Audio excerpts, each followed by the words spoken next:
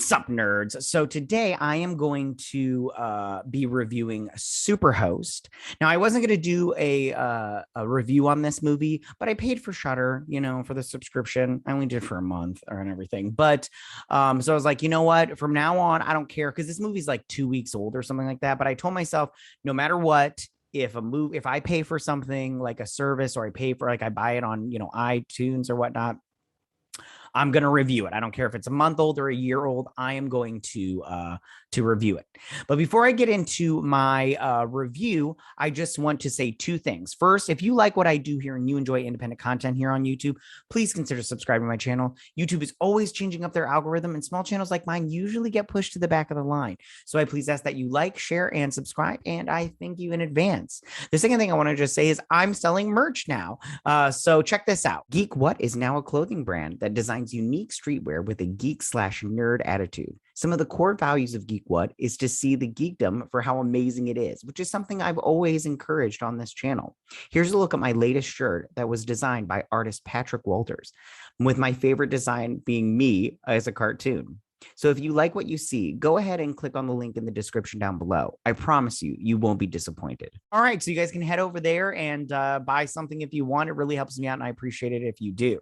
So let's get on to this review. Superhost is a horror movie streaming on Shudder and is directed by Brandon Christensen. I hope I said his name right. And stars Sarah Canning, Orsic Cho, Gracie Gillum, and Barbara Crampton. I hope I said all their names right. I apologize if I didn't. The synopsis for this is with their follower count dwindling, travel vloggers Teddy and Claire pivot to create viral content around their most recent superhost, Rebecca, who wants more from the duo than a great review. So the first time I watched this movie, I didn't care for it. I'm just going to be honest with you. I'm always happy when small independent movies like this get made, but I didn't feel that the story was big enough to warrant a full-blown movie. Now, after watching it for the second time, I actually do like this movie now, although my biggest complaint with this movie is the runtime. I felt like this was not a big enough plot/story to warrant a movie this long. I felt like it could have been cut down by 20 minutes. And that might have been a more palatable time for this movie. As far as the plot goes, I did enjoy the aspects of this movie. I personally connected with the whole YouTuber/influencer thing with the character Claire worrying about her subscribership. I don't really know I didn't really like the aspect of them maybe exploiting obviously someone who was suffering from mental illness and then trying to get subscribers/followers from that. I also wasn't expecting them to be full-blown killed. Both main characters by the end of this movie got murdered. Who? It is refreshing to see the bad guy get away with it in the end because that is indicative with real life. Not all bad guys suffer, and sometimes the bad guy wins the game, all the performances in this movie were really good, but I have to admit my favorite performance was Barbara Crampton as Vera. When she showed up and, I can't remember what they called her, like the bitch from Branston or something like that.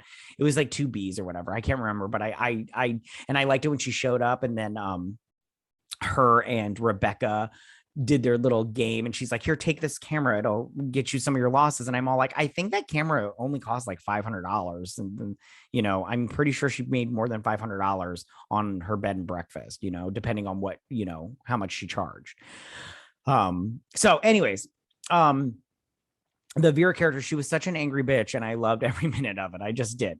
The house that they stayed in is actually beautiful, and I would love to stay there. However, their content is not content that I personally would be interested on YouTube, but I'm sure there are people that are interested in that kind of stuff.